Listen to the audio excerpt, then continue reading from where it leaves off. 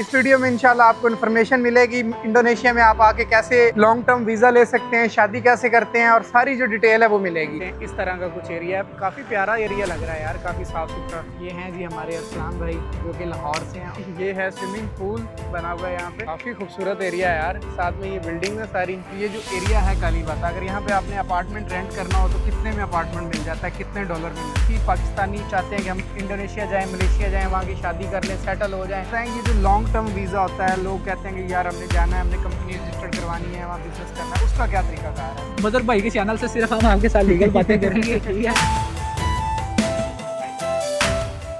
अस्सलाम वालेकुम दोस्तों, welcome back to another vlog, another day. मेरा नाम है मज़हर, आप मेरा यूट्यूब चैनल देख रहे हैं ट्रैवल विद मज़हर। मैं इस टाइम खड़ा हूँ जी इंडोनेशिया के कैपिटल सिटी जकार्ता में। मैं जकार्ता के साउथ वाली साइड पे रुका हुआ हूँ, ठीक है। मैंने अभी दूसरी साइड पे जाना है जहाँ पे हमारे पाकिस्तानी और अफगानी जो भी हमारे पाकिस्तान साइड से लोग हैं, जो पाकिस्तानियों का एरिया है ना, जैसे मलेशिया में एरिया था चौकेट, यहाँ पे है कालीबाता सिटी, वहाँ पे जाने लगा हूँ। और इस वीडियो में इंशाल्लाह आपको इन्फॉर्मेशन मिलेगी इंडोनेशिया में आप आके कैसे लॉन्ग टर्म वीज़ा ले सकते हैं, शादी कैसे करते हैं और सारी जो डिटेल है वो मिलेगी। अभी बस मैं निकल के जा रहा हूँ, मेरे हॉस्टल के पास में है यहाँ पे स्टेशन। यहाँ से पकड़ता हूँ मेट्रो और चलता हूँ सीधा अपनी लोकेशन पे। मेरे कार्ड में जो है पैसे खत्म हो गए थे, ठीक है। अभी यहाँ से मैंने अपना कार्ड जो है उसमें बैलेंस डलवा लिया है। अभी यहाँ से पकड़ता हूँ ट्रेन, ठीक है। ये बिल्कुल स्टेशन जकार्ता कोटा मेरे हॉस्टल के पास में है। जो मैंने जिस हॉस्टल में मैंने स्टे किया हुआ है उसका नाम है वंडर लॉफ्ट हॉस्टल, ठीक है। ये ओल्ड टाउन में। अभी यहाँ पे ये पास में स्टेशन है, ये मैंने रिचार्ज करवा लिया है। अब देखता हूँ यहाँ से कौन सी ट्रेन मुझे लेके जाएगी कालीबाता सिटी। ये देखें जी,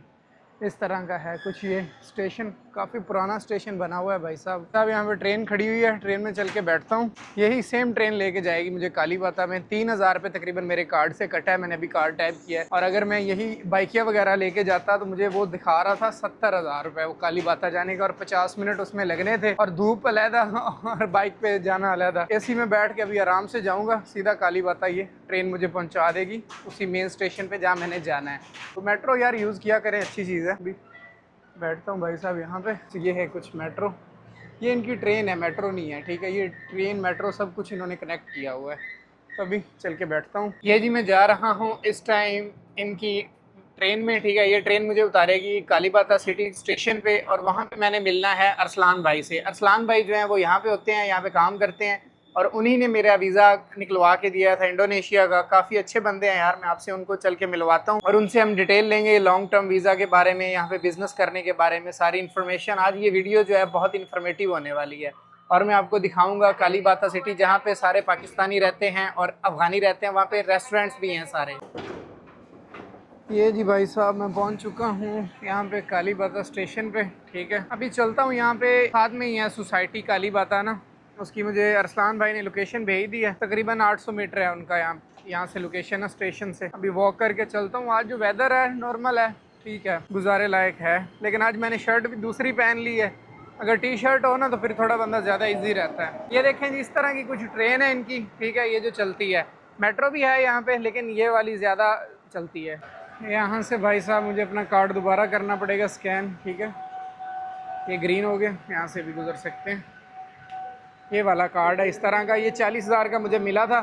अभी इसमें 20,000 बैलेंस और डलवाया मैंने। ये जी भाई साहब मैं स्टेशन से निकल गया हूँ बाहर। ये है पीछे कालीबाता स्टेशन, और ये साथ में ही है सोसाइटी जहाँ पे आपको पाकिस्तानी और अफगानी रेस्टोरेंट मिल जाएंगे। ये जो अरसलान भाई हैं, इनको मैं पर्सनली नहीं जानता था। अली भाई ने मेरा इनके साथ करवाया था राब्ता, जो कि ट्रैवल विद अली हैं, आप जानते ही होंगे। तो उन्होंने मुझे इन भाई का नंबर दिया था, फिर मैंने इनसे वीज़ा लिया। काफ़ी मुनासिब पैसे लेके इन्होंने मुझे वीज़ा निकलवा दिया। और स्पेशली भाई साहब जो इमिग्रेशन तंग करती है, इन्होंने मुझे एक एग्रीमेंट बनवा के दिया था, जिसकी वजह से मुझे इमिग्रेशन पे मसला नहीं बना। काफ़ी एक्सपर्ट हैं क्योंकि यहाँ पे रहते हैं तो हर चीज़ को समझते हैं। अभी ये करते हैं क्रॉस और चलते हैं उस साइड पे। ये जी मैं पहुंच गया हूँ कालीबाता सिटी में। ये कुछ इस तरह की काफ़ी बड़ी सोसाइटी है, ठीक है। ये देखें बड़े बड़ी बिल्डिंग बनी हुई है, अपार्टमेंट बने हुए हैं यहाँ पे। ये देख सकते हैं इस तरह का कुछ एरिया है। काफ़ी प्यारा एरिया लग रहा है यार, काफ़ी साफ सुथरा। अभी चलता हूँ जी सीधा अरसलान भाई की लोकेशन पे। अच्छा, यहाँ पे खाने वाने का भी सिस्टम सही है, रेस्टोरेंट वगैरह बने हुए हैं। अगर आप पाकिस्तानी हैं और यहाँ पे आके काम वगैरह करना चाहते हैं, यहाँ पे बिजनेस वीज़ा लेना चाहते हैं ना, तो ये कालीबाता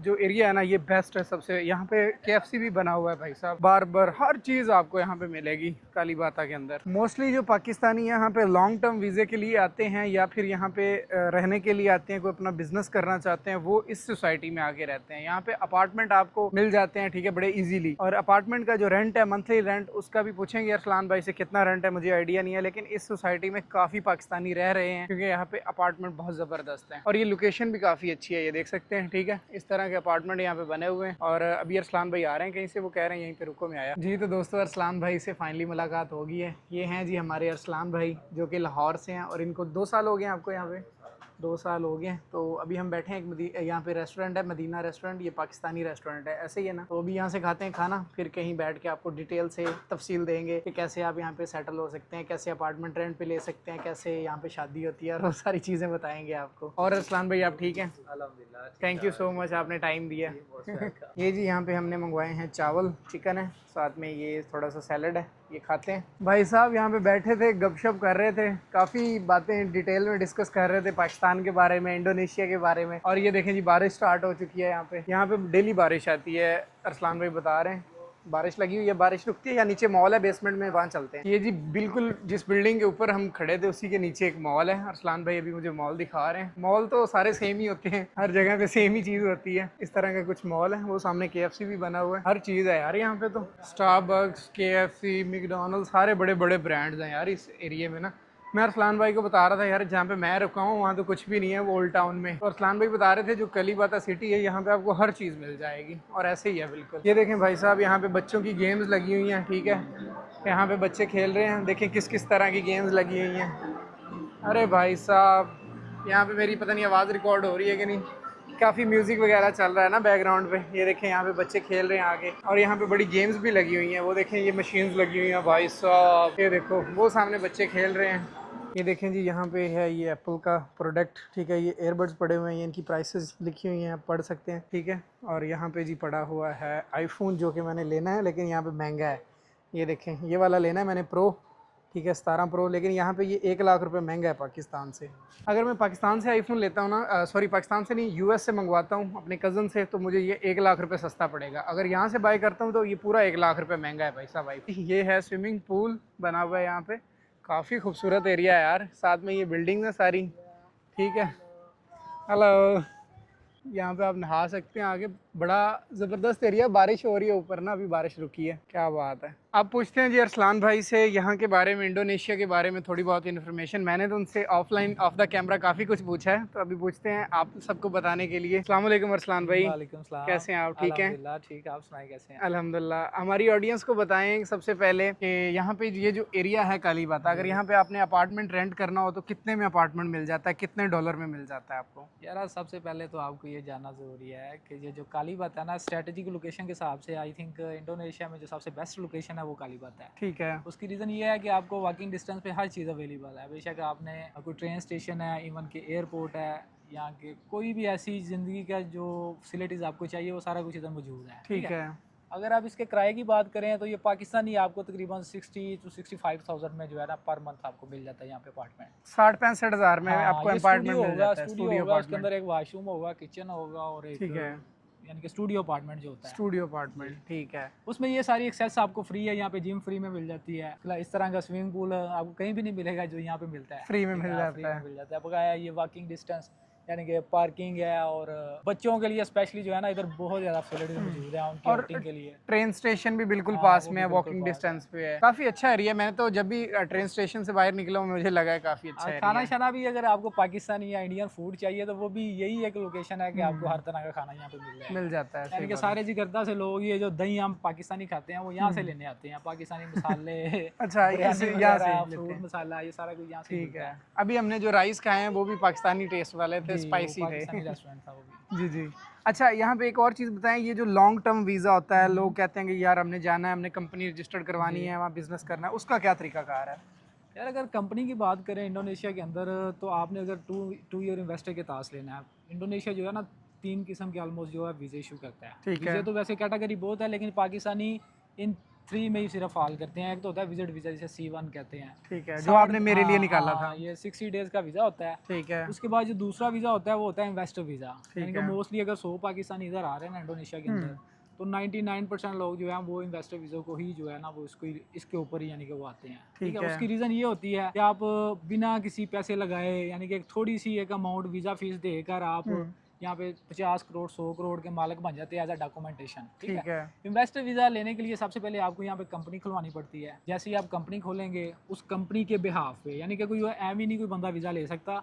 जिस बंदे के पास कंपनी है इंडोनेशिया के अंदर वो इन्वेस्टर के पास ले सकते हैं। ठीक है, जैसे ही आप कंपनी बनाएंगे फिर आपका जो 2 ईयर इन्वेस्टर के पास है वो अप्लाई करेंगे। ठीक है, होपफुली ये तकरीबन 60 डेज के अंदर आ जाता है। और इसकी प्राइसेस की बात करें तो आई थिंक आपको तकरीबन 2.5 लाख में ये पड़ जाता है। 2.5 लाख पाकिस्तानी। अच्छा, ये जो आपकी कंपनी आपने यहाँ पे आके बनानी है वो मतलब आपने कैसे रजिस्टर्ड करवानी है, उसका क्या तरीका कार है, वो कैसे वीज़ा मिलता है? अगर कंपनी की आप लीगल डॉक्यूमेंटेशन देखें ना तो उसके अंदर हमें इनको पेड अप कैपिटल देना पड़ता है। ठीक है, यानी कि कंपनी का तलक सारे का सारा आपके वीज़े पे डिपेंड करता है। आप सिर्फ अगर यहाँ पे बिजनेस करना चाहते हैं, ई कॉमर्स का बिजनेस करना चाहते हैं, लेकिन आप इंडोनेशिया में नहीं आना चाहते तो उसके लिए डिफरेंट रूल्स हैं। ठीक है, फिर आप यहाँ पे किसी भी अमाउंट के साथ कंपनी ओपन कर सकते हैं। यानी कि जब हम कंपनी ओपन करते हैं ना तो हमने इनको बताना होता है कि सर मैंने यहाँ पे शेयर्स जो बाय किए हैं वो 10 बिलियन के किए हैं, 15 बिलियन के किए हैं, यहाँ के 5 बिलियन के किए हैं। सही है। जिन लोगों के शेयर्स 10 बिलियन से ऊपर होते हैं सिर्फ वही एलिजिबल होते हैं इन्वेस्टर वीजा के लिए। यानी कि वही लोग सिर्फ कंपनी के बिहाफ पे जो है 2 ईयर इन्वेस्टर के पास है वो गेट इन कर सकते हैं। ठीक है, लेकिन जिन लोगों की 5 बिलियन होगी, 4 बिलियन इन्वेस्टमेंट होगी, वो इंडोनेशिया का वीजा गेट इन नहीं कर सकते। सो ये डिपेंड करता है कि आपने कंपनी क्यों बनानी है, क्या आपका रीजन क्या है, पर्पस क्या है। मतलब हर बंदे की स्टोरी डिफरेंट होती है, हर बंदे ने डिफरेंट माइंड के साथ आना। कुछ लोगों को सिर्फ लाइसेंस चाहिए होता है ई कॉमर्स के लिए, वो बाइक से बैठ के किसी थर्ड कंट्री से बैठ के वो ऑपरेट करते हैं। सही है। और वो इधर आने का यानी कि वो इधर आते नहीं है। लेकिन जो लोग सिर्फ आना चाहते हैं तो उनको मस्ट भी उनकी जब हम कंपनी बनाएंगे 10 बिलियन के उनके शेयर्स होंगे कंपनी के अंदर। अब 10 बिलियन हमें देता तो कोई नहीं है। ठीक है, जो इसका पेड अप कैपिटल है देता वो भी कोई नहीं है।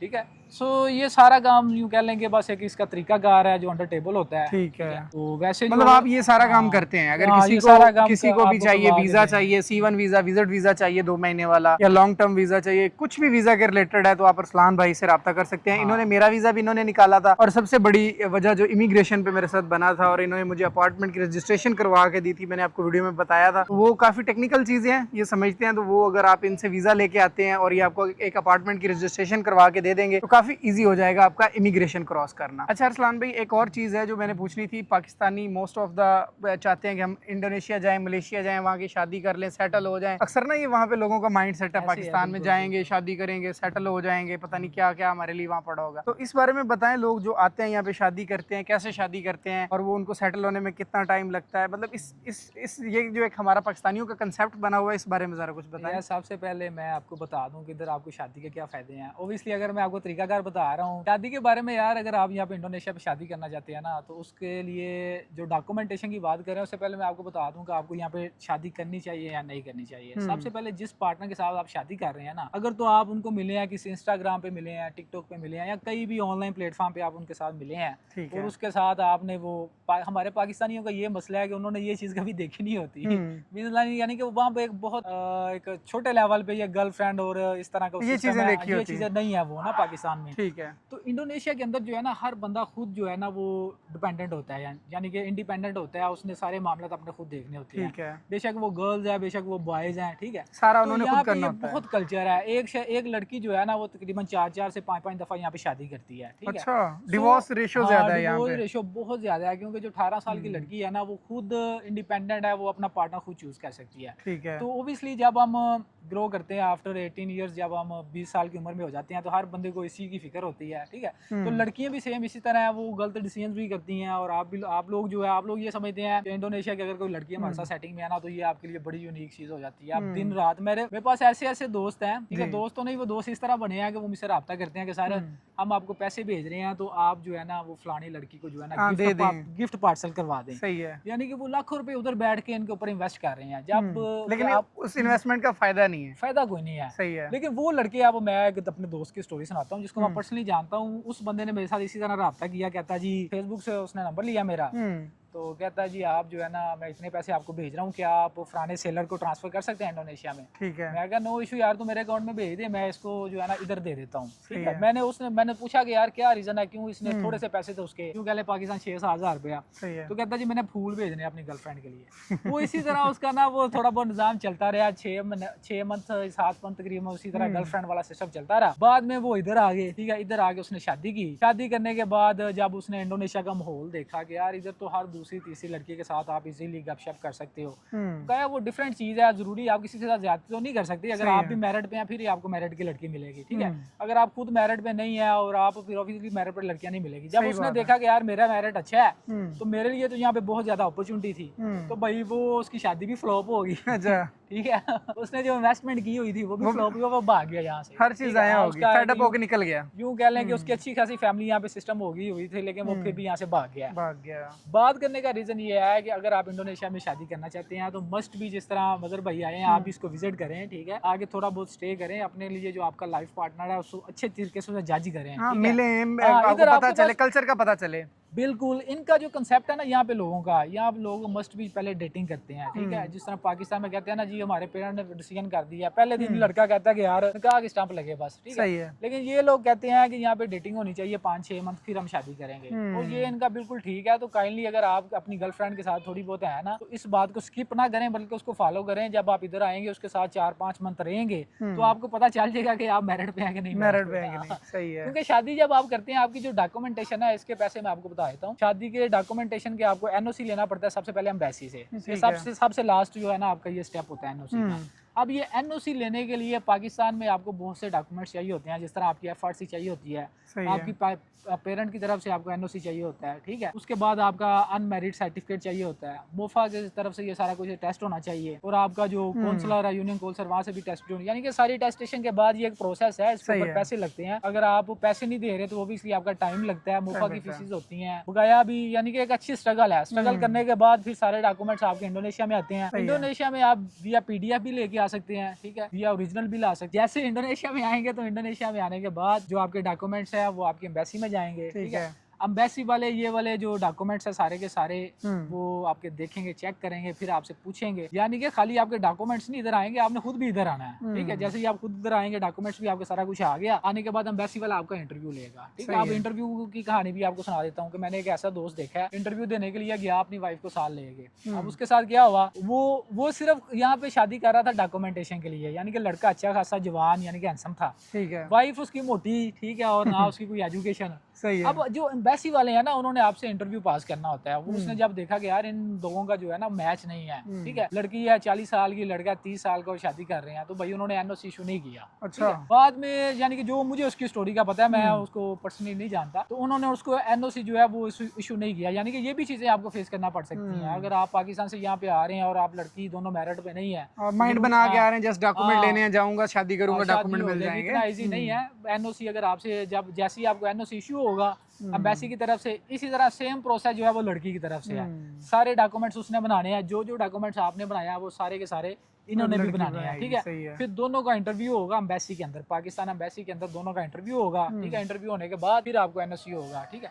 एनओसी से पहले आपके सारे डॉक्यूमेंट्स कंप्लीट होने चाहिए, मोफा से टेस्टेड होने चाहिए, सेम लड़की के सारे डॉक्यूमेंट्स जो हैं वो टेस्टेड होने चाहिए और कंप्लीट होने चाहिए। फिर आपका जो है ना एम्बेसी के अंदर इंटरव्यू होगा। सही है। जैसे ही इंटरव्यू होगा आपको एनओसी इशू हो जाएगा। फिर वो एनओसी लेने के बाद आपने इनका जो मुतलका अदारा है, कुआ उसको कहते हैं, ठीक है, जो शादी का जो डिपार्टमेंट है ना, जिस तरह हमारे उधर इस तरह का सिस्टम नहीं होता, अब मौलवी बुलाओ जी फला फला, लेकिन यह है कि यहाँ पे जो शादी है ना, शादी करने से पहले आपको कुछ क्लासेस लेनी पड़ती हैं, जिसमें वो सारा का आपको तरीका समझाते हैं। उसमें आपने उनके साथ अहद करना होता है कि मैं अपनी वाइफ को जो है ना वीक में एक दफा बाइक घुमाने के लिए लेके जाऊंगा। ये सारी चीजें वो आपको बताते हैं, शरायत होती हैं या इखलाकियात सारी वो आपको बताते हैं, ठीक है। 2-3 दफा आपकी क्लास होगी, क्लास के बाद फिर आपका निकाह होगा। तो ये सारा प्रोसीजर है। लेकिन मतलब जो पाकिस्तानी माइंड बना के आते हैं, यार इंडोनेशिया लड़की सेट हो गई है, अब जाऊंगा शादी करूंगा, डॉक्यूमेंट मिल जाएंगे, ये बना के नहीं आना। सबसे ये कि इंडोनेशिया अगर आपके पास देखें जी, अगर आपकी सेटिंग हो गई है ना तो ठीक है, मैं आपको कंग्रेचुलेशन भी कह सकता हूँ। लेकिन ये है कि आप मस्ट भी ना ये देखें देखेंगे आप उसके साथ लाइफ गुजार सकते हैं नहीं हाँ। गुजार सकते। जल्दबाजी ना करें, ठीक है। ये पाकिस्तान नहीं है, पाकिस्तान आप लड़कियों को दुबा लेते हैं, ठीक है, हाँ। कुछ भी उनके साथ कर लेते यहाँ हैं। लड़की ऊपर है। यहाँ पे लड़की, यहाँ पे दोनों के सेम रूल्स हैं, Same ठीक है। rules लेकिन हैं। आप एज अ फॉरनर है तो फॉरनर ऑब्वियसली लोकल के साथ जो है ना हाँ, वो वो पूरा नहीं मतलब आ सही सकता। बात है, उसको ज्यादा बेनिफिट्स हाँ, मिलते हैं हर चीज में, सही ये बात चीज़ है। है। अच्छा अरसलान भाई, शादी का भी हो गया, अभी बताएं जो लोग यहाँ पे आके कोई जॉब वगैरह करना चाहते हैं, छोटा मोटा बिजनेस शुरू करना चाहते हैं अपना, पाकिस्तान में उनका चल रहा है, वो मूव होना चाहते हैं या इंडोनेशिया में काम करना चाहते हैं, जॉब के लिए पहले बता दें फिर बिजनेस के लिए बता दें। यार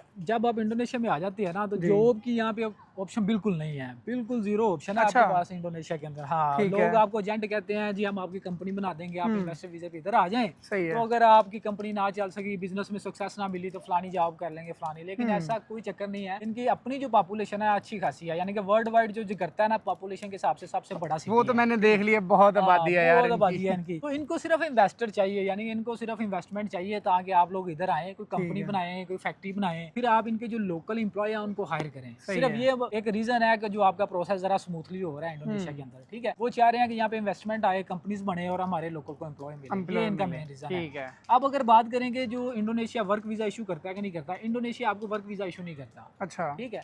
सेटिंग भी अगर कोई कर दे तो वो एक डिफरेंट चीज़ है, लेकिन सही है। इनका जो मेन फोकस है वो सिर्फ इन्वेस्टमेंट के लिए है। ठीक है, इन्वेस्टर आए जितने ज्यादा हो सकते हैं। इन्वेस्टर का आपको प्रोसेस स्मूथ है, आप यहाँ पे आ सकते हैं। लेकिन सही जो है। जॉब्स की ऑप्शन है, डॉक्यूमेंटेशन, लेकिन अगर जो कोई बंदा इधर फंस गया हुआ है, इन्वेस्टर वीजे पे आ गया, उसका सर्वाइव मुश्किल हो गया हुआ है, तो उसके लिए कोई मशवरे हैं वो मैं आपके साथ शेयर कर देता हूँ कि आप ठीक घर है। में बैठे, जिस तरह पाकिस्तान में ये चीज़ें बहुत कम है, लेकिन ये इंडोनेशिया के अंदर बहुत ज्यादा है। आप घर में बैठे, आप एक इनका ग्रैब फूड है, यहाँ के गोजक फूड है, ठीक उसके है। ऊपर एक अकाउंट बना लें ठीक और है। उसके अंदर 4-5 मेन्यू जो है ना वो उसके ऊपर अपलोड कर दें, ठीक सही है। होपफुली आपका सर्वाइवल इस चीज से हो जाएगा। सही ये है। आप इसको जॉब कैटेगरी में कन्वर्ट करके, यानी कि ये जॉब आप कर सकते हैं। कर जॉब तो सकते ये भी हैं। नहीं है, ये भी बिजनेस मतलब है। ये तो एक जुगाड़ है कह लें, छोटा हाँ, मोटा आप ये अपना जुगाड़ सर्वाइव है। करने के लिए सर्वाइव कह लें, करने हाँ। के लिए जुगाड़ लेकिन है। जॉब्स नहीं है यहाँ पे। जॉब्स नहीं है। अगर आते हैं तो अपनी कंपनी बिजनेस यहाँ पे किस चीज का पाकिस्तानी आगे यहाँ पे क्या बना सकता है, रेस्टोरेंट बना सकता है, क्या काम कर सकता है? यार अगर तो आपके पास रेस्टोरेंट की स्किल है ठीक तो है। फिर आप इधर आए और रेस्टोरेंट में करें, क्योंकि ठीक है। स्किल भी मैटर नहीं करती असल में। जब आप इंडोनेशिया में कोई भी बिजनेस करते हैं ना तो बिजनेस के अंदर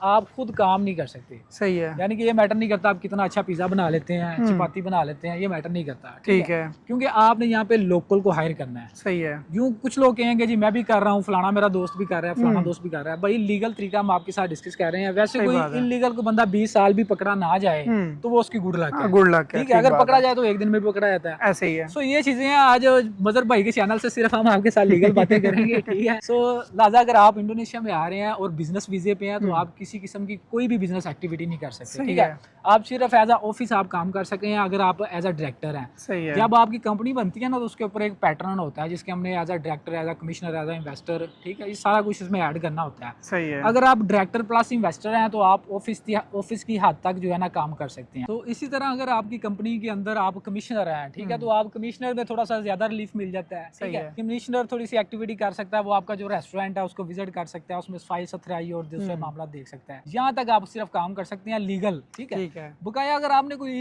इलीगल और इस चीजों की केयर नहीं करनी, वायलेशन की केयर नहीं करनी, तो आप बेशक जो मर्जी हाँ, करते जो रहें। मर्जी हाँ, करते वो जब फिरें। आप पकड़े जाएंगे तो वो फिर आपको पेनल्टी लगेगी ठीक इसके ऊपर है। ना। लेकिन जो अभी पाकिस्तान में हो रहा है कि इंडोनेशिया में आपको कहते हैं, एजेंट कहते हैं यार मैं डिलीवरी की जॉब लगवा देता हूँ, फलां कंपनी में लगवा देता हूँ, रेस्टोरेंट पे लगवा देता हूँ, वो क्या हाँ, ये हकीकत है? सारी की सारी वायलेशन है। वही मैंने आपको कहा कि अगर पकड़ा जाए तो 2 दिन में पकड़ा जाए, नहीं तो वो 20-20 साल भी पकड़े नहीं जाते, सही ठीक है। है। मतलब वो एजेंट सिर्फ या चूना लगा वो रहे हैं। सिर्फ चूना लगा रहे हैं, आपके साथ गलत बयानी कर रहे हैं, ये सारी की सारी वायलेशन है, ठीक है। ठीक है। डिलीवरी का काम अगर आपने वायलेशन करनी है, पहले तो हम रिकमेंड नहीं करता, लेकिन कुछ लोग इधर फंसे पड़े हैं, वो भी इसलिए इधर आ गए हैं। आप सर्वाइवर के लिए उनके पास पैसे नहीं है, उसका तरीकाकार ये है कि आप किसी लोकल को हायर करेंगे। लोकल अब आपको कहाँ से मिलेगा? फेसबुक पे जाएं, मार्केट प्लेस खोलें, वहाँ पे आपने लिखना है Shopee food ID rent out, ठीक है। ठीक है। बहुत से लोग हैं जिन्होंने यहाँ पे, क्योंकि ID जो है ना वो सिर्फ लोकल लोग बना सकते हैं, जैसे कि फॉरेनर नहीं बना सकता। फॉरेनर नहीं बना सकते। तो लोकल अपनी बहुत से लोकल ऐसे हैं जो अपनी IDs को सिर्फ रेंट के लिए दे रहे हैं, ठीक है।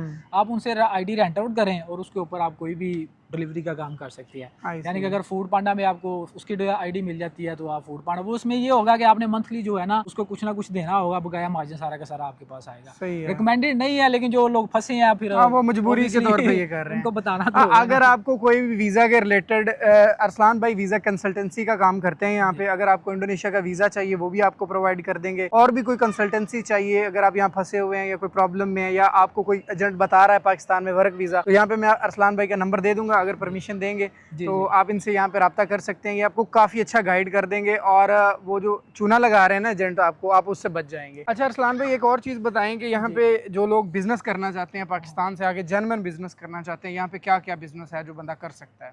यार बिजनेस भी जो है ना ये भी डिपेंड करता है कि सबसे पहले आप देखेंगे आपके पास बजट कितना है। ठीक है। और फिर बजट जब आपके पास आ जाता है फिर आपने देखना होता है कि आपने किस कैटेगरी में जाना है। आपका स्किल क्या है, आपके पास तजर्बा किस चीज़ का है? नहीं कैटेगरी ये है कि कैटेगरी में इस तरह होता है कि कुछ बिजनेसेस होते हैं वो हाई रिस्क भी होते हैं, ठीक और है। कुछ बिजनेस ऐसे होते हैं जो लो रिस्क होते हैं लेकिन उनमें आपका प्रॉफिट मार्जिन वो भी उसी तरह होता है। ठीक है। यानी जो लो रिस्क बिजनेसेस हैं उसमें आपका प्रॉफिट मार्जिन भी थोड़ा है, जो हाई रिस्क बिजनेस है उसमें आपका प्रॉफिट मार्जिन भी अच्छा है। ठीक है। सो अगर आपके पास पैसे हैं सबसे पहले आप ये चूज करें कि आपने किस कैटेगरी में जाना है। ठीक सही है। है। अब मैं आपको बता देता हूँ जो मेरा एक्सपीरियंस है या जो चीज़ें जो इन्फॉर्मेशन मेरे पास है, जो लो रिस्क बिजनेस है इंडोनेशिया के अंदर, मैं सिर्फ आपको ये रिकमेंड करूंगा। उसकी रीज़न ये है कि हाई रिस्क के अंदर आपको साथ साथ जो है ना अच्छी लैंग्वेज के ऊपर भी आपकी अच्छी गिरफ्त होनी चाहिए। ठीक है। या फिर आपके पास एक ऐसा लोकल होना चाहिए जो वाकई आपके साथ जो है ना सिक्योर हो, यानी कि आपके साथ लॉयल हो, ऑनेस्टी के साथ आपके साथ काम कर रहा हो। ठीक है। सो लो रिस्क के अंदर आपको लोकल की जरूरत नहीं पड़ती। ठीक है। इसलिए वो लो रिस्क भी है, उसमें प्रॉफिट मार्जिन थोड़ा हो सकता है लेकिन वो भी बहुत अच्छा है आपके लिए, वो भी बहुत अच्छा है। आपकी इन्वेस्टमेंट का एक अच्छा बैकअप आपको मिल रहा होता है। अब लो रिस्क जो बिजनेस है इंडोनेशिया के अंदर वो सबसे जो टॉप वन पे है वो लॉन्ड्री का बिजनेस है। लॉन्ड्री का। ठीक है। लॉन्ड्री यहाँ के लोग जो है ना वो अगर 100 बंदा इंडोनेशिया के अंदर है वो 100 के 100 जो है ना वो जॉब्स करते हैं। उनके पास इतना टाइम ही नहीं है कि वो अपने कपड़े धों। ठीक है। खाने पीने का काम फिर भी किसी हद तक कर लेते हैं क्योंकि टेस्ट डिफरेंस आ जाता है, लेकिन कपड़े जिसने भी धोने हैं सेम ही धोने हैं। सो वो जो है ना अपने सारे के सारे जो कपड़े हैं वो वीकली या पर डे या जैसे भी उनकी सेटिंग है वो लॉन्ड्री में अपने कपड़े धुलवाते हैं। यहाँ पे मैंने देखा बहुत ज्यादा लॉन्ड्री बहुत ज्यादा लॉन्ड्री का सारा ये सारी बिल्डिंग्स, हर बिल्डिंग के नीचे 3 से 4 लॉन्ड्रीज हैं। ठीक है। और ये मोस्टली जो है ना लॉन्ड्री सारी फॉरेन इन्वेस्टमेंट है, बाहर के लोग हैं जो यहाँ पे लॉन्ड्री खोल कर बिजनेस कर रहे हैं। ठीक है। ये इसलिए सिक्योर है कि इसमें आपका किसी लोकल का इंटरफेयर नहीं है। ठीक है। ठीक है। इसमें किसी आपका एम्प्लॉय का इंटरफेयर नहीं है। एक दफा आपने जो जगह है उसको रेंट आउट करना है। ठीक है। जगह रेंट आउट करने के बाद आपने उसके अंदर मशीनरी लगानी है, मशीनरी लगा के छोड़ देना है। बकाया जिस बंदे ने कपड़े धुलाने हैं उसने विया एप्लीकेशन आपको पेमेंट करनी है, आपके अकाउंट में डायरेक्ट पेमेंट जाएगी। ठीक है। और आपकी मशीनें जो है वो कपड़े धो रही हैं। सही है। इन फ्यूचर अगर कोई टेक्निकल कोई प्रॉब्लम आती है जो बहुत रेयर आती है, ठीक है, अगर कोई आती भी है तो वो बस यही होगा कि फिर आपने किसी टेक्नीशियन को हायर करना है। सही है। ठीक है। वो भी टू दी पॉइंट। ओके। सो दूसरा जो बिजनेस है आपका सिक्योर वो है बाइक का बिजनेस। बाइक का बिजनेस जो इधर बहुत से लोग हैं ऐसे जिनको मैं पर्सनली जानता हूँ वो बाइक का बिजनेस कर रहे हैं। ठीक है। बाइक का बिजनेस इस तरह करते हैं कि जैसे बाइक के बिजनेस के लिए जो सबसे बेस्ट लोकेशन है वो है बाली की। ठीक है। बाली के अंदर जो है फॉरेनर है बहुत से ज्यादा, ऑस्ट्रेलियन, अमेरिकन। ठीक है। अगर आप मलेशिया जाते हैं या पाकिस्तान में भी बहुत सी टूरिस्ट प्लेसेस हैं, उनको आप बाली के साथ कंपेयर नहीं कर सकते। बाली एक ऐसी है जो वर्ल्ड वाइड बहुत ही यानी कि एक फेमस टूरिज्म प्लेस है। ऐसे ही है। सो वहाँ पे आपको फॉरेनर बहुत ज्यादा मिलेंगे, इतना क्राउड होगा कि सम टाइम आप उन जगहों पे इजीली चल भी नहीं सकते, इतने फॉरेनर्स होते हैं। सो जैसे ही फॉरेनर आता है तो वहाँ पे आने के बाद वो सबसे पहले अपना जो है ना वो किसी बाइक का बंदोबस्त करता है। ठीक है। कार का या बाइक का। ठीक है। अगर आप लोकल रेंट आउट करता है, कोई लोकल अगर आप इसको यूज करेंगे जैसे कि ग्रैब वगैरह, गोजक, वो एक्सपेंसिव हो जाती है तो वो प्रेफर करता है कि यार मैं ना 24 घंटों के लिए इतना बड़ा जजीरा है इसको हमने एक्सप्लोर करना है तो बाइक रेंट आउट कर लेता है। सो बाइक रेंट आउट का बिजनेस जो है ना ये इसमें रिस्क बहुत कम है। ठीक है। रिस्क इसका जीरो है, सिर्फ आपकी टेक्निकल प्रॉब्लम कोई हो सकती है, यानी कि कोई बाइक खराब हो गई या एक्सीडेंट। सही है। वो सारा कुछ वो भी क्लाइंट ही पे करता है। लेकिन यह है कि आपका ये बिजनेस बहुत सिक्योर है। अगर आप एज अ फॉरेनर है तो आप इसी काम में जो है ना एक लॉन्ड्री के बाद इस काम को प्रेफर करें आप बाली में आके अपनी बाइक्स की रेंट आउट कंपनी ओपन कर सकते हैं। इसके प्रॉफिट मार्जिन की मैं बात करूं, इसमें बाइक के अंदर जब मैं अगर बाइक यहाँ पे रेंट आउट करना चाहता हूँ ना, जकार्ता की बात कर रहा हूँ, बाली में तो ये एक्सपेंसिव है। अगर जकार्ता में बाइक रेंट आउट करता हूँ तो मुझे 1.5 लाख की मिलती है इंडोनेशिया में, क्योंकि पाकिस्तानी तकरीबन 2500 रुपया बनता है। सही है। और ये 12 लाख यानी कि 12 घंटे के लिए होती है। ठीक है। ठीक है। अगर 12 घंटे के लिए आप यानी कि हर दिन एक बाइक आप दे रहे हैं, 12 घंटे के लिए रेंट आउट आप कर रहे हैं तो आपको मंथली तकरीबन 75,000 रुपए आपके अकाउंट में आएगा। ठीक है। अब उस 75,000 में आप देखेंगे आपकी बाइक की इन्वेस्टमेंट कितनी है, 2 लाख की बाइक आती है और मंथली जो है वो आपको नेट प्रॉफिट दे रही है 75,000 रुपया। ठीक है। लेकिन अगर आप यूँ कह लेंगे इसमें कोई टेक्नीशियन वगैरह 50,000 रुपये आपको एक बाइक लाजमी दे रही होती है, आपको मतलब वो बचा के देगी, खर्चे वगैरह बचा के देगी। तो ये इसलिए भी सिक्योर और सेफ बिजनेस है और लो रिस्क है, क्योंकि ये पहले 2 मंथ के अंदर अंदर आपकी सारी की सारी इन्वेस्टमेंट जो है ना वो आपके हैंड वापस कर देती है। बिल्कुल सही है। सो अब ये तो अच्छा है यार, ये स्कूटी वाला बिजनेस है। बहुत से लोग इधर कर रहे हैं जो बड़े इन्वेस्टर हैं, वो उन्होंने 20-20 बाइकें दी हुई हैं और अच्छा खासा जो है ना वो प्रॉफिट यहाँ से निकाल रहे हैं। तो इसमें ऐसे भी हो सकता है ना, जैसे मैंने अपनी एक जगह रेंट आउट की, मैंने अपनी एक कंपनी ओपन की, मैं अपनी बाइक्स रेंट पे दे रहा हूँ, तो मैं इसमें मतलब खुद अगर नहीं करना चाह रहा हूँ, मतलब मैं उसको मैनेज तो करूंगा, लेकिन मैं आगे वर्कर रख के भी इसको मैनेज कर सकता हूँ। लोकल, हाँ लोकल को हायर कर सकता हूँ। सही है, हायर कर लें, वो आपकी सारा कुछ देखेगा। अदरवाइज ठीक आप है। लोकल भी नहीं हायर करना चाहते तो आप यूं कह लें कि आप एज अ डायरेक्टर या एज अ कमिश्नर बैठ के उसको ऑपरेट कर रहे हैं, और आपका बंदा लेके जा रहा है वापस वहीं से छोड़ के जा रहा है बात। लेकिन ये जैसे ये स्कूटी वाला बिजनेस हो गया या लॉन्ड्री वाला ये बिजनेस करना है, फर्ज करें मैंने करना है, तो मुझे वीजा कौन सा चाहिए यहाँ पे? वीज़ा आपको इन्वेस्टर वीज़ा चाहिए। इन्वेस्टर वीजा कैसे मिलता है, उसकी क्या रिक्वायरमेंट्स है पाकिस्तानियों के लिए? उसकी रिक्वायरमेंट ये है कि सबसे पहले आपने कंपनी बनानी है। ठीक है। कंपनी के लिए सिर्फ आपका पासपोर्ट चाहिए, आपका ईमेल नंबर और फोटो चाहिए। ठीक है। उसके बाद जो है आपने प्लान देना है, अपनी कंपनी किस तरह की बनानी है, आपने उसमें डायरेक्टर होना है। ठीक है, ये चीज़ बताता जाऊँ कि अगर आप इंडोनेशिया के अंदर कंपनी बनाने चाह रहे हैं ना, तो आप खुद को एज अ डायरेक्टर बनाएं। ठीक है, एज अ डायरेक्टर बनाएं, एज अ कमिश्नर बनाएं अगर आप इंडोनेशिया के अंदर बिजनेस करना चाह रहे हैं। सही है। लेकिन अगर आप चाहते हैं कि मैं यहाँ से किसी फॉरेन कंट्री में चला जाऊँ, थोड़ी देर यहाँ पे स्टे करूँ, तो आप कंपनी के अंदर खुद को एज अ इन्वेस्टर डिक्लेयर करें। ठीक है, आपकी वर्थ बनेगी। हाँ, कंपनी के अंदर एक पैटर्न बनता है। देखिए जी, अगर आपका डायरेक्टर है या कमिश्नर है, ये एम्प्लॉय है।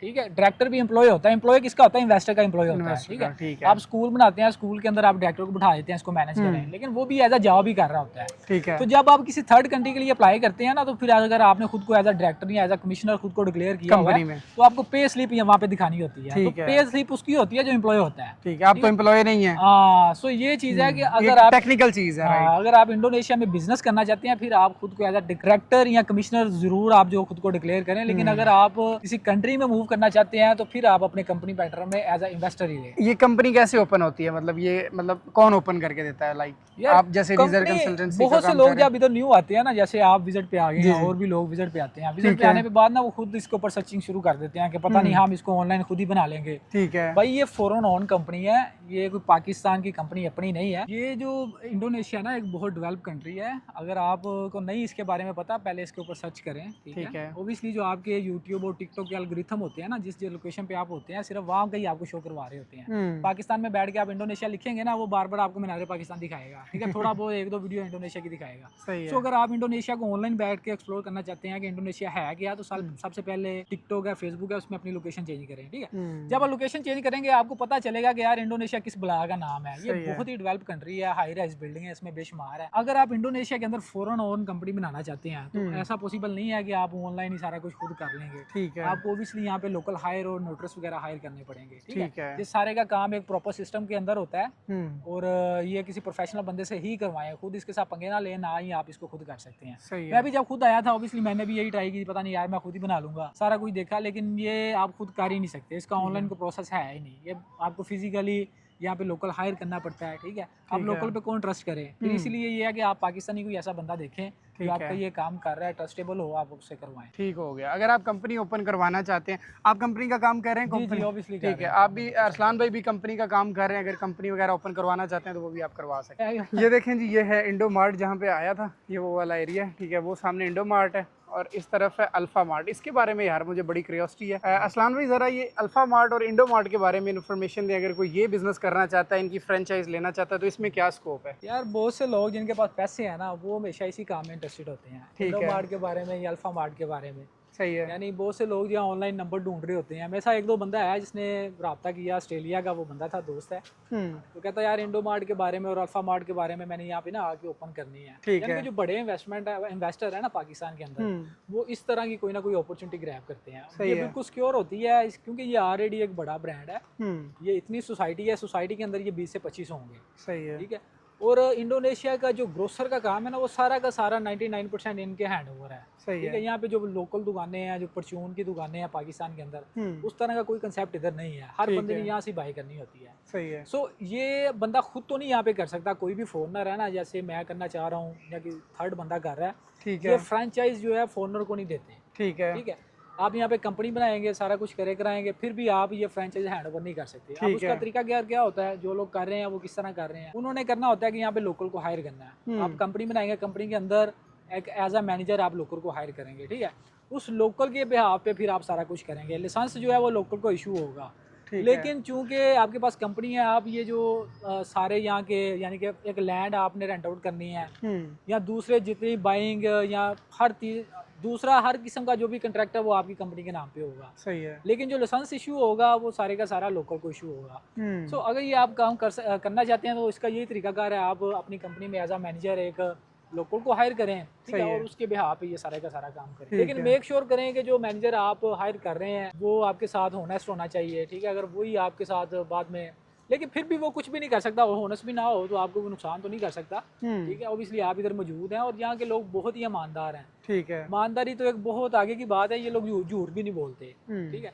सो ये चीज़ है, अगर आप इंडोमार्ट का बिजनेस करना चाहते हैं, एक तो लोकल इनकी सबसे पहले रिक्वायरमेंट है। अब दूसरी इसके बजट के बारे में बात करें, ये आपके सामने एक अल्फा मार्ट आप देख रहे हैं, ठीक है, जी। और आपकी बिहाइंड साइड पे भी है, पीछे भी है। इंडोमार्ट या अल्फा मार्ट की जब भी आप कोई फ्रेंचाइज इसको आपने रेंट आउट करनी होती है, जो इनकी रिक्वायरमेंट्स होती है ना, वो 5 साल की होती है। आपने 5 साल के लिए इस जगह, ऐसी जगह जो है ना, इसको आपने रेंट आउट करना है, ठीक है। जगह पहले आपने इनकी टीम को दिखानी होती है, अगर वो पास कर देते हैं फिर वो आपकी वो उस जगह पे आपको खोलने की इजाज़त देंगे, ठीक है, फ्रेंचाइज दे देंगे। हाँ, फ्रेंचाइज आपको दे देंगे। जगह अब आपकी इन्वेस्टमेंट इसमें क्या है, ये जो जगह आपको नजर आ रही है, इसका 5 साल का एग्रीमेंट आपने यानी उनको बना के देना है। 5 साल का जो इसका रेंट है वो आपने पे करना है। अब इसका जो ठीक रेंट है है। पाकिस्तानी तकरीबन 5 से 6 लाख रुपया पर मंथ होगा, ठीक है। ठीक है। 5 से 6 लाख है, 5 साल के ऊपर उसको मल्टीप्लाई कर लें तो आपको पता चल जाएगा कितनी इन्वेस्टमेंट है। अब एग्रीमेंट के भी 2 तरीकेकार हैं। कुछ लोग हैं वो सारे एग्रीमेंट के पैसे एडवांस लेते हैं, ठीक है। कुछ लोग ये होते हैं वो 5 साल का आपको एग्रीमेंट तो बना के दे देते हैं ताकि आप इंडोमार्ट या अल्फा मार्ट का लाइसेंस ले सकें, लेकिन ठीक है। वो आपसे किराया जो है वो 6 मंथ का वसूल करते रहते हैं। 1 मंथ वाला सिस्टम नहीं है यहाँ पे? नहीं, 1 मंथ वाला सिस्टम नहीं है। या 6 1 मंथ महीने के ऊपर का? तो आपको दुकान भी नहीं मिलती, ठीक अच्छा। है। 1 मंथ के ऊपर आपको इंडोनेशिया में दुकान भी नहीं मिलती। अच्छा। ये ओनर टू ओनर वेरी करता है, लेकिन ये है कि मोस्टली जो ओनर है ना वो मिनिमम 6 मंथ का एग्रीमेंट आपके साथ पेड पे करते हैं, पेड पे ठीक है। करते हैं। लेकिन ये है कि इंडोमार्ट एक बड़ा पैकेज होता है, सो लोग आपके साथ एग्रीमेंट तो बड़ा ही करेंगे, लेकिन ये है कि वो एग्रीमेंट तो आपके साथ 5 साल का करेंगे जो रिक्वायरमेंट्स है इंडोमार्ट की, ठीक है, ठीक जो आपने है। एग्रीमेंट लाइसेंस लेने के लिए आपको यूज होता है। ठीक है। लेकिन जो आपसे किराया है वो आपको 4 मंथ 6 मंथ के हिसाब से भी आपसे वसूल करेंगे। ये एग्रीमेंट आपने उनको देना होता है, ठीक है। यही एक मेन मसला होता है। लोकेशन वाइज आप पहले अच्छी लोकेशन ढूंढें, ठीक है। और आप एक एग्रीमेंट बनवा के उनको दें। बकाया इनका जो ऑफिस की बात करें, इंडोमार्ट के नाम से ही इनका एक बिल्डिंग का नाम है जकार्ता के अंदर, ठीक है। आप उसको गूगल करें, उनसे कांटेक्ट करें, टीम आगे विजिट करेगी। जैसे ही आपका ये लोकेशन पास हो जाएगी, सारे का सारा वो प्रोसेस आपको बताएगी। रफली से आपको आइडिया दे देता हूँ, अगर आपके पास 50 से 60 लाख रुपया है तो आप इंडोमार्ट और अल्फा मार्ट में ट्रस्ट ले सकते हैं, यानी कि इससे 5 लाख ऊपर या नीचे हो जाएगा, लेकिन राउंड बाउंड 50 to 60 जो है ना, आप एक फ्रेंचाइज जो है वो बना सकते हैं। इसमें मंथली कोई प्रॉफिट का आइडिया है आपको या नहीं है? आपने तो किया नहीं है। प्रॉफिट ऑब्वियसली इस जो आपका ग्रोसर का काम होता है ना, इसमें आपकी जो प्रॉफिट होती है ना, तकरीबन 10 to 15% लाजमी होती है, स्पेशली इंडो या फ्रेंचाइज के बारे में, ठीक है। ठीक है। अगर आपकी 60 लाख की बाकी वो प्रोडक्ट्स पे भी वेरी करता है, डिफरेंट products प्रोडक्ट्स पे भी डिफरेंट vary करता है, कंपनीज पे। obviously, okay. बकाया जो आपके ये अकाउंटेंट का सारा काम है, ये खुद ही ये कंपनी देखती है, ठीक है। आपने सिर्फ इसमें as a investor, as a share holder बनना है। इसमें इन्वेस्ट करना है सिर्फ आपने। इंडोमार्ट और अल्फा मार्ट की भी आपको आइडिया हो गया होगा। अगर आप में से कोई बंदा आगे ये काम करना चाहता है तो ये भी कर सकता है। इस वीडियो में काफ़ी ज़्यादा इन्फॉर्मेशन जो है अरसलान भाई की वजह से आपको मिल गई है, और बहुत इन्फॉर्मेशन इनसे मैंने भी काफ़ी कुछ सीखा है। काफ़ी डिटेल्स इन्होंने मुझे सिखाई हैं, ठीक है, काफ़ी चीज़ें बताई हैं, और आपको तो इन्होंने बहुत कुछ बता दिया है। फिर भी अगर किसी बंदे को कुछ पूछना हो तो इनसे इनका नंबर डाल दूंगा, वहाँ से पूछ सकते हैं। और इनका चैनल भी है, लाजमी सब्सक्राइब कीजिएगा, काफ़ी अच्छी इन्फॉर्मेशन देते हैं। और हमारी आवाम को इन्फॉर्मेशन पसंद नहीं है तो इनकी वीडियोज़ में व्यूज़ भी अच्छे नहीं आ रहे, तो लाजमी इनका चैनल भी विजिट कीजिएगा। और इनका नंबर भी लगा रहा हूँ, इनसे आप रब्ता कर सकते हैं वीज़ा वगैरह के रिलेटेड, अगर कोई इन्फॉर्मेशन चाहिए हो तो। ऐसे नहीं है फ़ोन करके इनको तंग नहीं है आपने करना, सिर्फ लीगल बंदा जिसको कोई इन्फॉर्मेशन चाहिए वही रब्ता करे। तो बस इजाज़त लेते हैं अरसलान भाई से और चलता हूँ वापस। जब मेरी इनसे बात हुई थी तभी इनसे बहुत अच्छा लगा था बात करके, अब तो मिलके तो बहुत ही अच्छा लगा। Thank you so much Arsalan भाई, आपने इतना टाइम दिया। अल्लाह हाफिज़, बहुत शुक्रिया, नाइस टू मीट यू। भाई साहब इतनी ज़्यादा इन्फॉर्मेशन दी है ना अरसलान भाई ने, क्या बताऊँ आपको, ठीक है। आपने सारी सुन ली है, अगर फिर भी आपको कोई चीज़ पूछनी हो तो आप उनसे पूछ सकते हैं, नंबर मैंने डाल दिया। और यार बहुत अच्छा बंदा है, मुझे मतलब देख लो यार, मैं उसको जानता नहीं हूँ, पहली हमारी मुलाकात है, उसने खाने का बिल नहीं मुझे देने दिया। मैंने बड़ा फोर्स किया, कहता भाई नहीं ये नहीं हो सकता, बिल तो मैंने ही देना है, ठीक है। मतलब देखने पाकिस्तानी बहुत कम होते हैं जो आपको प्रदेश में मिलें और इतना अच्छा आपका वेलकम करें, आपको इतना अच्छा गाइड करें, ठीक है। अभी मुझे ना कल परसों कुछ पैसों की ज़रूरत थी, मैंने इनको बोला कि आप ना अपने लोकल अकाउंट से, इंडोनेशियन अकाउंट से उस बंदे के ट्रांसफ़र कर दें, मैं आपको आपके अकाउंट में भेज देता हूँ। भाई साहब अरसलान भाई ने 1 मिनट भी सोचा नहीं और उसको ट्रांजैक्शन कर दी। बाद में मैंने अरसलान भाई के अकाउंट में ट्रांसफ़र कर दिए। तो अच्छे बंदे यार मिल जाते हैं, लेकिन बहुत कम मिलते हैं। पाकिस्तानी जो है आपको अच्छा मिल जाए ये बहुत रेयर होता है। काफ़ी इनका माशाल्लाह लाहौर में भी काफ़ी अच्छा बिजनेस था, लेकिन अभी यहाँ पे भी निज़ाम चल रहा है अपना। ठीक है, अभी मैंने जाना इस साइड पे एग्जिट। अभी पकड़ते हैं ट्रेन और चलते हैं वापस अपने एरिया की तरफ, थोड़ा वो एक्सप्लोर करते हैं चल के। बाकी यार ये काफ़ी अच्छा एरिया है, ये देख सकते हैं कितनी ज़्यादा स्कूटियाँ खड़ी हुई हैं। हाई राइज यहाँ पे अपार्टमेंट बने हुए हैं। आप यहाँ पे आके अपार्टमेंट रेंट करके रहना चाहते हैं तो रह सकते हैं। जो लोग आते हैं यहाँ पे इनके पास होता है 2 महीने का वीज़ा। तो पाकिस्तानी जितने आते हैं 20 दिन 25 दिन, कोई महीना 1.5 महीना रह के जाता है। तो आप अगर ज़्यादा टाइम के लिए आ रहे हैं ना इंडोनेशिया, तो बेस्ट है कि आप यहाँ पे ये अपार्टमेंट रेंट करके रह लें। होटल और हॉस्टल से ये आपको अच्छा पड़ेगा, और ये एरिया भी काफ़ी अच्छा है। आपको खाने पीने की, कपड़े धोने की काफ़ी टेंशन से आप बच जाएंगे। ये देखें जी, ये है इनका कुछ स्ट्रीट फूड। यहाँ पे ये पकौड़े समोसे लाइक सेल कर रहे हैं। ठीक है, ये देख सकते हैं यहाँ पे ये काफ़ी चीज़ें स्ट्रीट फूड में इनके सेल हो रही होती हैं। ये छोटे छोटे इनके उन्होंने स्टॉल लगाए हुए होते हैं। ठीक है, और यहाँ से ये लोकल लोग बैठ के खा रहे होते हैं काफ़ी चीज़ें। ये देखें, आपको करी वगैरह चावल वगैरह मिल जाएंगे। ठीक है, इनका स्ट्रीट फूड थोड़ा डिफरेंट है हमसे, हमें ज़्यादा चीज़ें इनकी समझ नहीं आती। अभी मैं जा रहा हूँ, इस तरफ है रेलवे स्टेशन, वहाँ जाना है मुझको। ठीक है, वहाँ से पकड़ूंगा अपनी ट्रेन। यहाँ पे आ चुका हूँ जी स्टेशन पे। यहाँ से मुझे दोबारा लेनी है ट्रेन और वापस जाना है जकार्ता कोटा की तरफ। ठीक है, और अभी ट्रेन तकरीबन 5 मिनट में आएगी, नई ट्रेन ना, फिर उस पर बैठ के जाऊँगा। ये भाई है यहाँ पे सिक्योरिटी वाले। ठीक है, इनको टूटी फूटी इंग्लिश आती है, इनसे गप लगा रहा हूँ यहाँ पे खड़ा। आती है ट्रेन तो बैठते हैं। अच्छा, एक चीज़ डेवलपमेंट देख लें, ऐसे फील होती है कि जो मलेशिया है वो इनसे डेवलपमेंट में आ गया है, नो डाउट। अभी जो उनके स्टेशन है वो इनसे थोड़े अच्छे बने हुए हैं, उस पर पंखे लगे हुए हैं। अभी यहाँ पे मैं खड़ा हूँ, कोई पंखा नहीं लगा हुआ। ठीक है, तो वहाँ पे पंखे लगे हुए हैं, पंखे के नीचे आप खड़े हो सकते हैं। काफ़ी चीज़ें उनसे अगर कंपेयर करें तो मलेशिया ज़हरी बात है डेवलपमेंट में थोड़ा सा इससे आगे है। और फिर मलेशिया की पॉपुलेशन भी इनसे बहुत कम है, इनकी तो पॉपुलेशन बहुत ज़्यादा है यार। ये देखें जी, ये आ रही है ट्रेन जिस पे मैंने बैठ के जाना है जकार्ता कोटा। ठीक है, अब इसको करते हैं बोर्ड। ये देखें ऊपर लिखा हुआ है जकार्ता कोटा। ये आ गई जी ट्रेन। अरे अच्छा यार, ये बिजली से चल रही है, देख लो। ये देखो ऊपर बिजली का इनका कनेक्शन हुआ है।